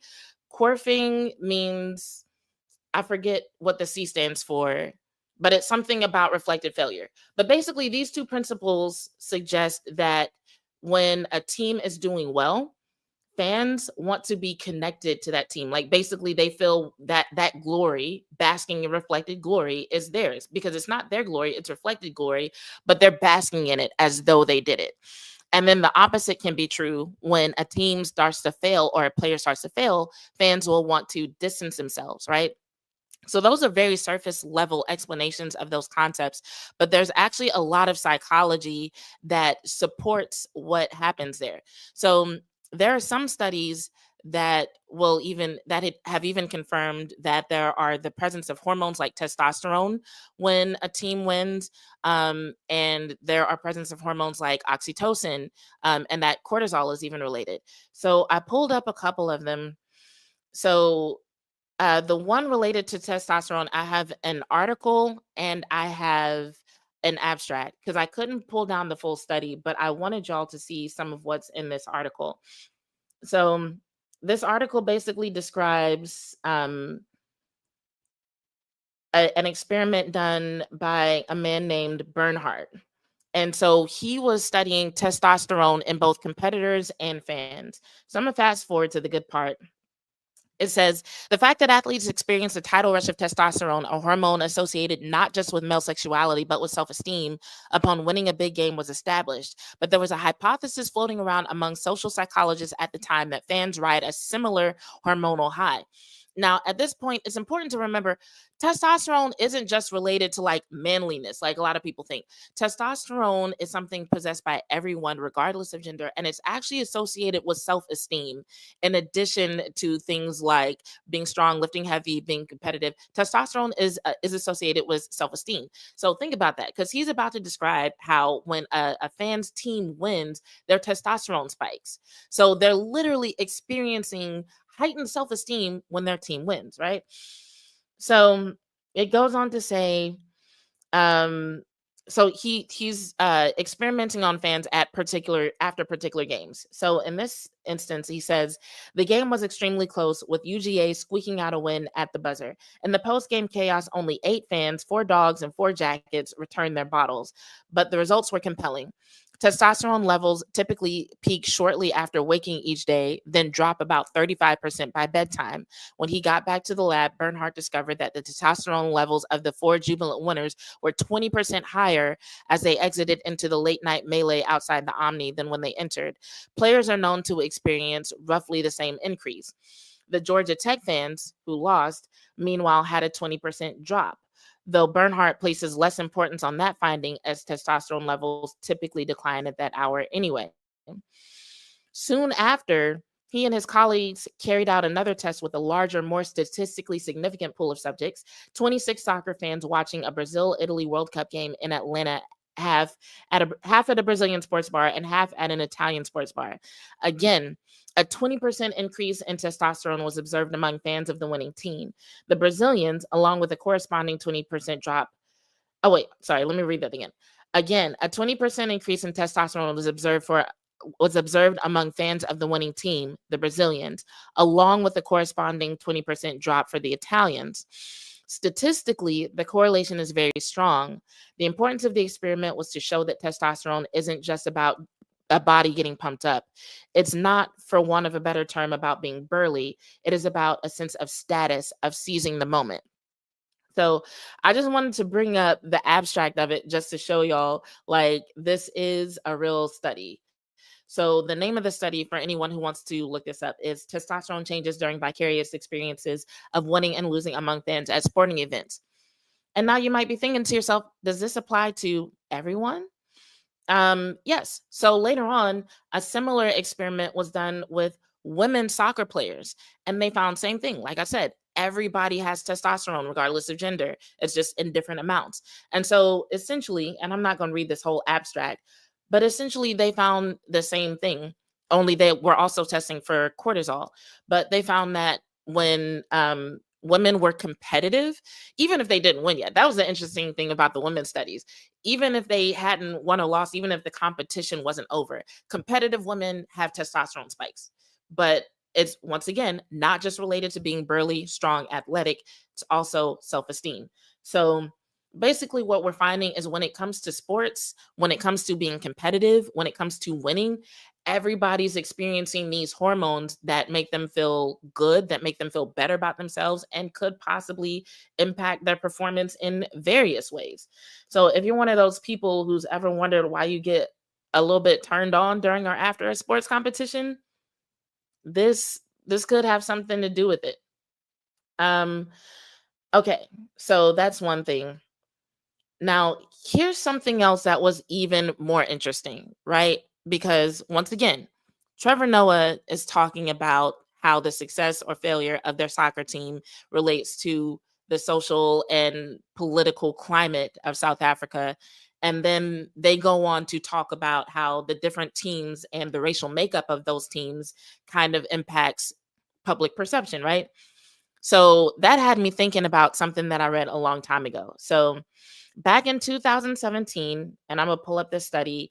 There was a study on tribalism in sports. Now, this is something, if you once again study sports marketing, you've probably heard about this too, about tribalism in sports and how a lot of times people will treat when they're fans of a team, they'll treat opposing fans like they're like literally the enemy, and they'll treat common fans like, oh, we're cool because we're both fans of the same team, and not know anything else about each other but what team they're rooting for, right? Tribalism. So there was a study done called Tribal Love, the neural correlates of passion engagement in football fans. And in this sense, by football, they mean soccer.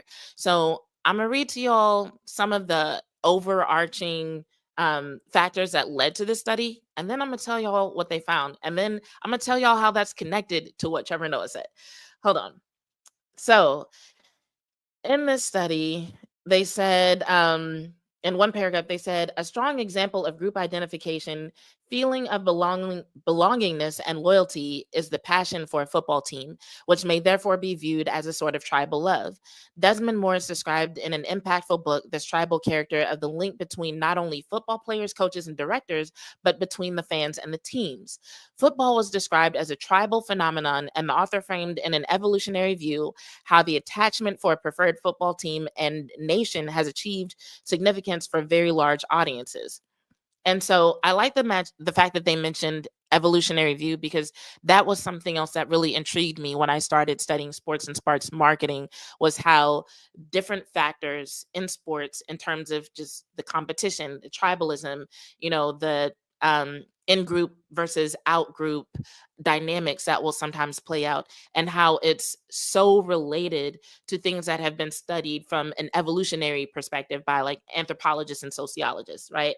So the study goes on to say, this issue is indeed relevant in the context of neuroscience, given that sports have overwhelming socioeconomic impact in large communities worldwide. Concerning football, FIFA's 2014 financial report summarizes revenues of over $2 billion in that year. In 2015, the amount spent in transfers of football players in the English Premier League reached £870 million. This reflects the enormous amount of time, energy, and money that fans spend in their commitment to their beloved teams. This form of passionate behavior is defined as a strong type of non-romantic love, binding the fans to their team, and they, as consumers, support the football teams and the leagues, leading to large-scale business models. So this study is basically establishing, time, money, energy, that's all we have as people.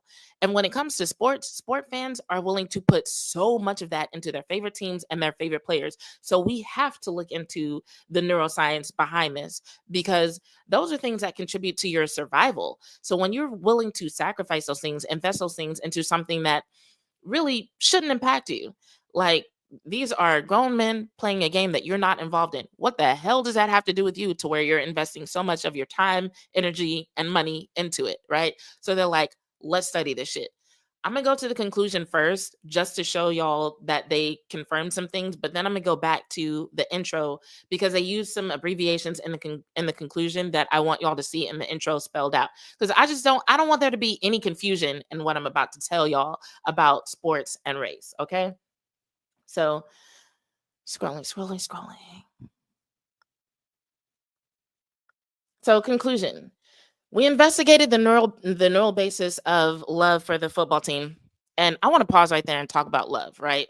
Because something else that we don't talk about enough in sports is parasocial relationships. And just to define that, parasocial relationships are basically when you have a celebrity crush. It's when you have that feeling of connection to a person, but you don't really know them. So like when you start feeling like, you've probably seen some fanboys do it when they start talking like they know a player, like they know certain things about a player, like so and so wouldn't do that. Oh, he probably he probably thought this. Like a lot of times when people are defending their favorite player and attributing certain characteristics or like a certain mindset to something that they saw their player do, a lot of times that's the impact of a parasocial relationship, which is a one-sided, non-reciprocal relationship where basically, typically it's a fan. You as a fan have become so invested in a player and their story and their success that you feel like there's a connection. You feel like there's a relationship. You feel like this, like you know this person, but they have no idea who the fuck you are. And so it's not always a bad thing. Like there's nothing wrong with having a celebrity crush. There's nothing wrong with having a player crush. Like all of that shit can actually be kind of fun as long as you keep it in perspective. Where it goes bad is when people start stalking motherfuckers or start acting like that particular celebrity or that player like owes them something because of relationship that they've developed in their mind. So like I love when I have a new celebrity crush. The reason why I love it is because like I I have ADHD. So anything that like gives me a dopamine boost, I'm like I'm here for it. But I know that about myself. I know that shit is not real. I know, like, okay, I feel good when I listen to this person's music or listen to this person's interviews or watch their show. I know that that's because I have a crush on this person. So there's all sorts of brain chemicals doing their thing when I hear their voice, when I see their face, right? But there are some people in this world who don't understand what's happening to them when that happens. And that shit goes too far. And that's when it gets dangerous. That's when it gets crazy. So parasocial relationships, look it up. As a sports fan, something you need to be aware of. Anyway, continuing. They talk about this being a type of love, right? We found the involvement of the amygdala and reward system regions such as VTA and SN in the processing of this type of effect. Remember those abbreviations.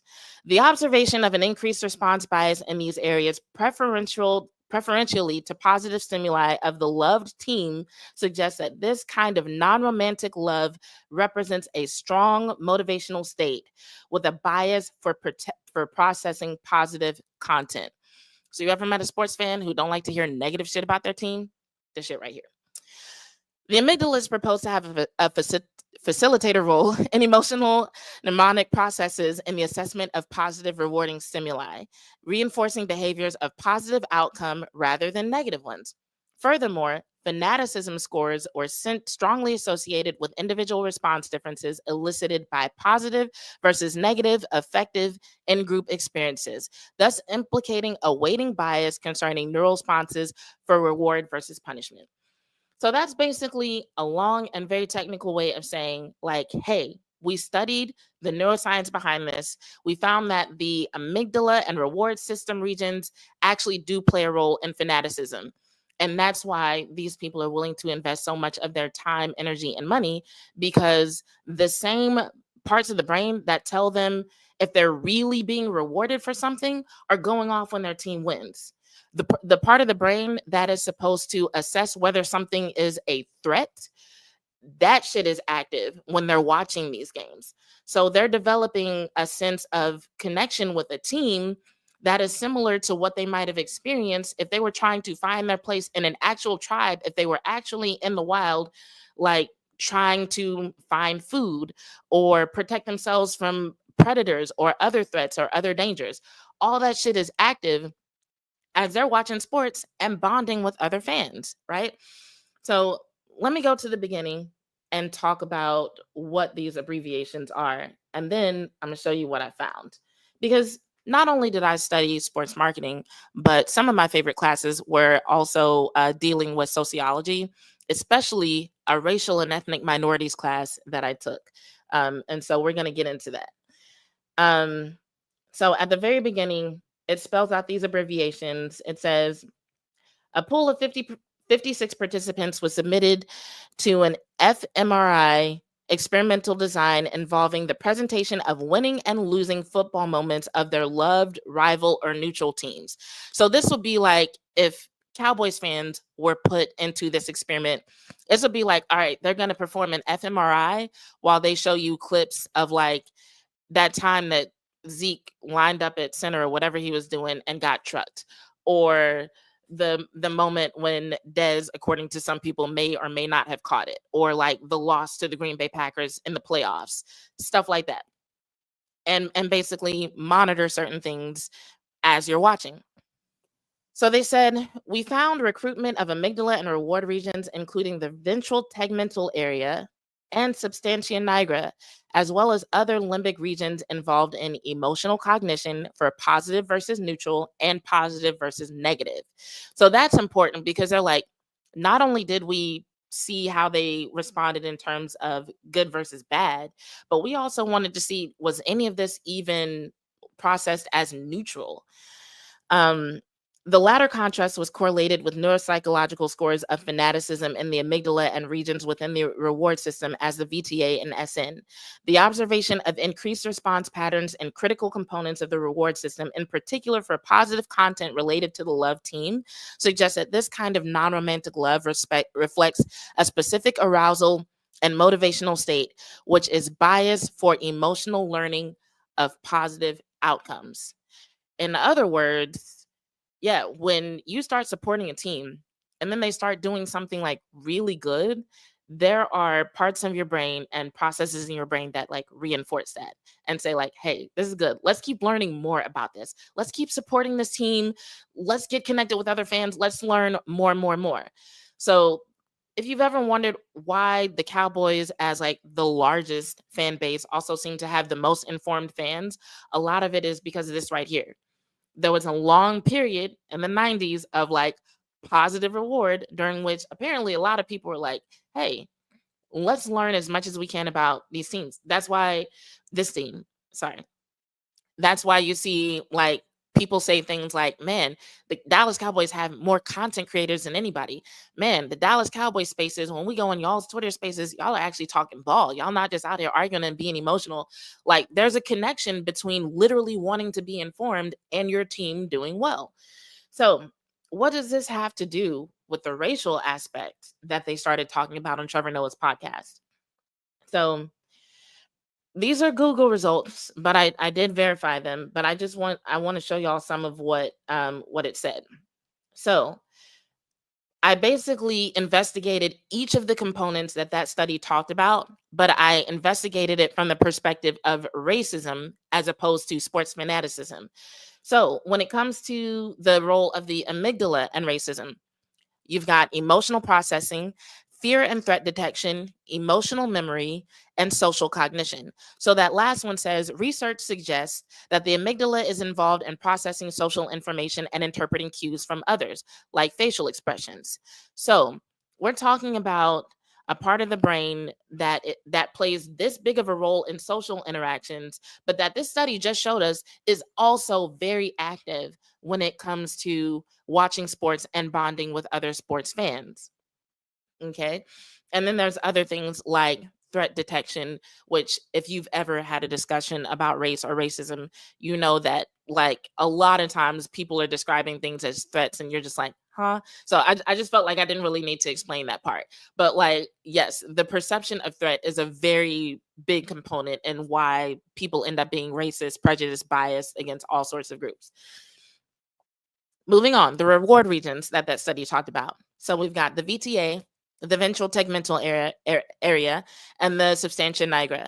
So it says the VTA, along with the SN, is a key area in the brain's dopamine-based reward system. So dopamine not only makes you feel good when you're being rewarded, but there are a lot of studies that also show that the presence of dopamine is what makes a person want to keep learning about something.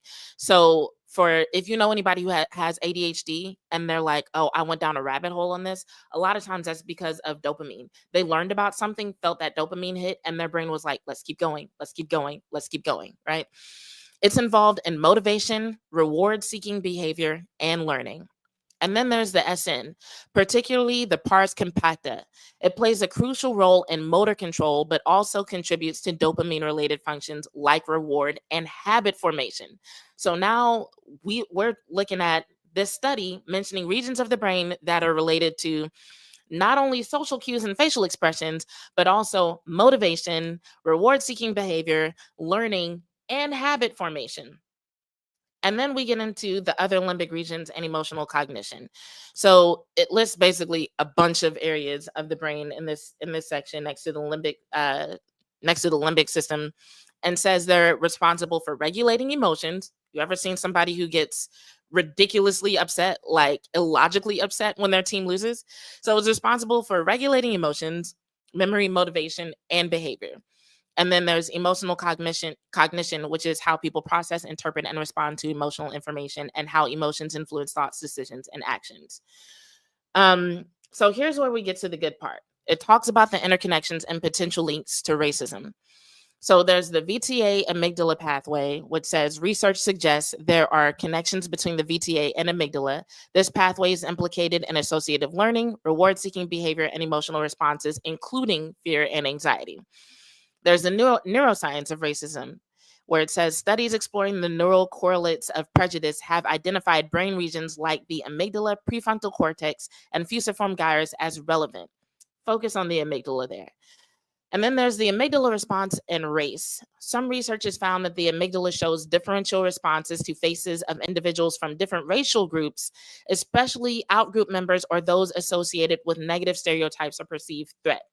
So now you put this together with what we just read in the study, the same area of the brain that is responsible for people looking at people of other races as a perceived threat is also playing a role in how fans feel about their favorite teams. So being a sports fan and getting attached to a team is literally activating one of the parts of the brain that is largely responsible for racism.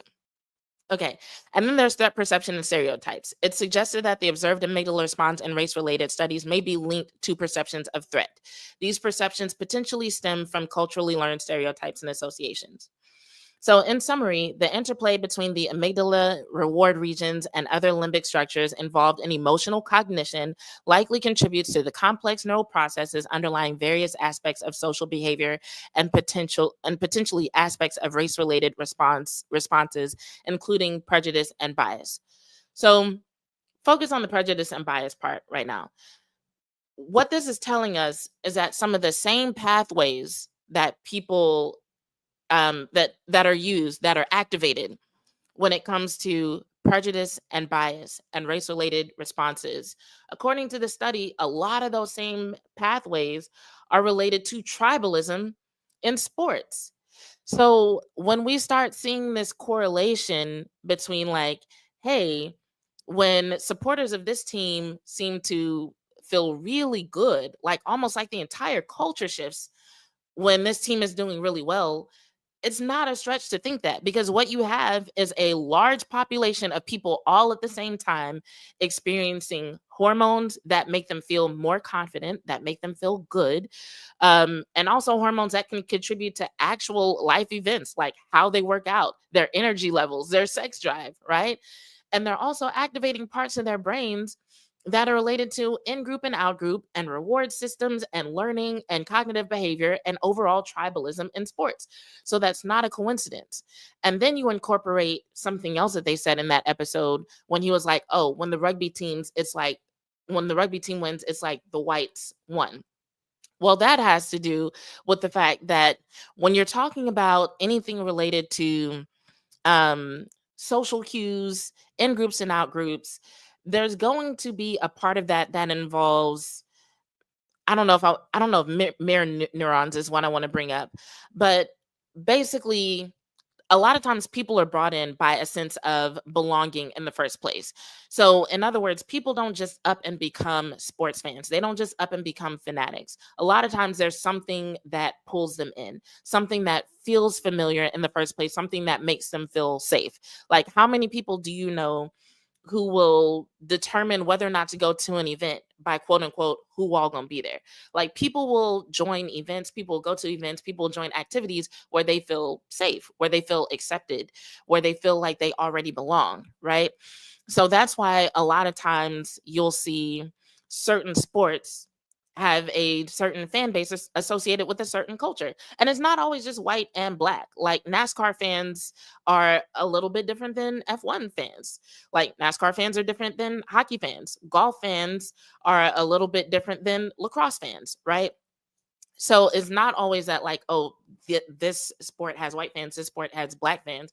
Sometimes it's like, hey, it seems like rich people really like this sport, whereas, this sport seemed to have come from the streets. Kind of like there was actually a discussion about that with basketball recently. People were talking about how basketball used to be something that was played in streets, in alleyways, at public parks, and now with the I guess, popularity of camps and people wanting to develop their kids from such a young age, it's becoming a sport where you have to have money to be competitive. Like, that's a real conversation, because that's something that will over time impact the culture of the sport. It will impact the culture that the sport came from, because if basketball is like taken away, quote unquote, from the streets, what does that mean? Will they come up with another sport that they're associated with, or will it feel like they no longer have a place in the world of basketball? Like, there's a lot to think about there. But yeah, if y'all want to hear more about it, whether you put it in the chat now or put it in the comments later, we can dig more into this. But I just thought it was really interesting that someone brought this up, and it just made me think about the fact that, like, I don't think a lot of sports fans know this. I don't think a lot of sports fans realize that their actual brain chemicals, their actual hormone levels are being affected by their favorite team, are being affected by their decision to be a sports fan and support a certain team. So if you want to look at this study for yourself, here's a title: Tribal Love, the Neural Correlates of Passion, Engagement in Football Fans. And honestly, this is something that will probably come up again later. And here's why. We are at a point, especially in the US, where there are going to be more opportunities than ever for things like racism, prejudice, and bias to enter the chat when it comes to sports. And part of that is due to things that are happening right now. Football season is about to start. When have we ever had a football season where the conversation of white quarterbacks versus black quarterbacks, and not only their performance, but how they're treated in the media, doesn't come up, right? That's always a thing. And then you've got what's happening in the WNBA with them, negotiating the CBA. All-Star Weekend is going to be held in Indiana, which, if you know anything about the people in Indiana or have heard about Indiana sports fans, Indiana WNBA fans, Caitlin Clark fans, then if you know anything about those groups, then you're already mentally preparing yourself for some bullshit. You're already mentally preparing yourself to hear some crazy ass headlines coming out of that event. Whew. But football season about to start. We're in the middle of WNBA season. So all of that presents opportunities for discussions of race, misogyny, misogynoir, so on and so forth. But then here, get this.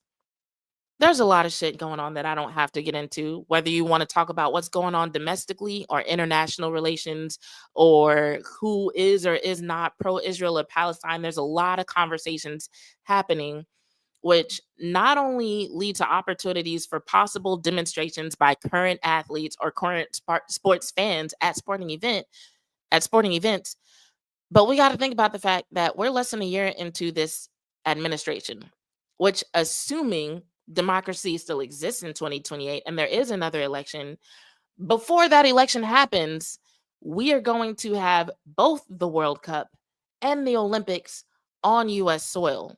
So now we're talking about bringing people from all over the world into a country that's already struggling with racism, xenophobia.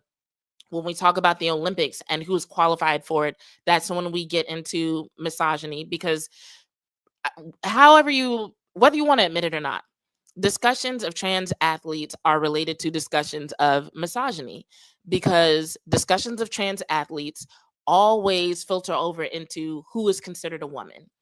What does a woman look like? What's acceptable testosterone levels for a woman? What's acceptable chromosome makeup? Because we've seen people be disqualified from the Olympics, not because how some people would say they chose to be trans, because they're like, let's assume it is a choice, right?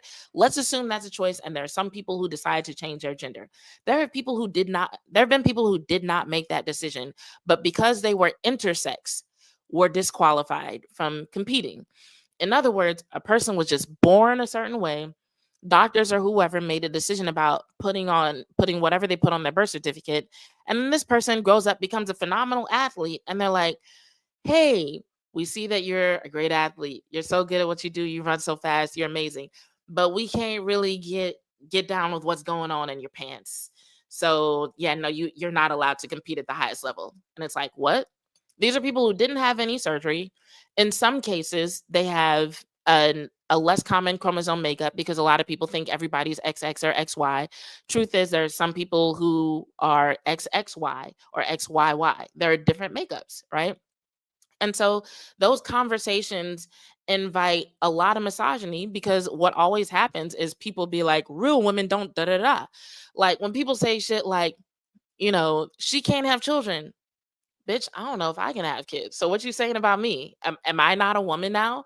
You know what I'm saying? So like all of this stuff comes up. So you got misogyny, you've got racism, you've got xenophobia that are all already just like on the radar.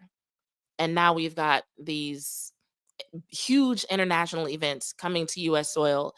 And so I feel like for those of us who are capable of handling these conversations from an informed perspective, and who are capable of having these conversations in a respectful way, because I'm not saying these conversations should definitely be shut down. In order to find solutions, we have to have these conversations, but there's a way to do it. There's a way to do it where people can be respected, can be heard, and we can actually find solutions instead of just attacking one another. And so I think having information like this, understanding that no, it's not a stretch to see a connection between people feeling a certain way and how their team is performing. It's not a stretch to see this correlation between certain races feeling a certain way about certain players or certain teams. It's literally neuroscience. It's literally sociology. All of it comes into play. Like, this is not just, why are sports fans like this? Because we're human, and humans are wired this way. So I hope that was informative for y'all. I hope y'all enjoyed it, because I kind of like going down this rabbit hole. Maybe instead of bitches love sports, I should be like nerds love sports. Because I feel like this episode was definitely like heavy on the nerd and not so much on the bitch. But y'all show up for all of it, and I appreciate that.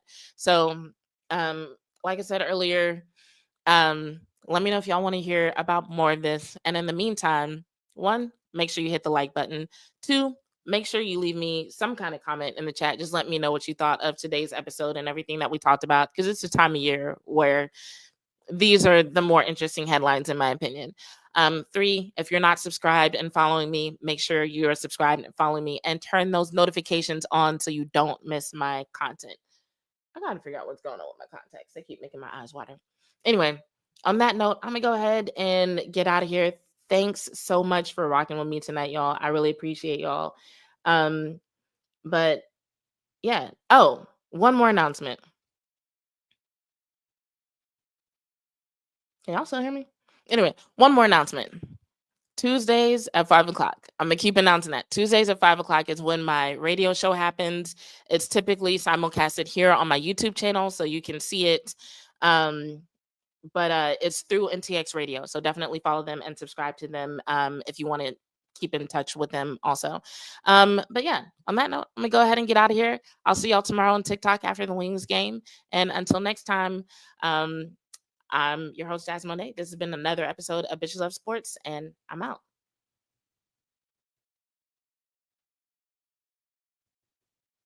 Oh, hold on, I'm about to be out in a second. It took off my outro video.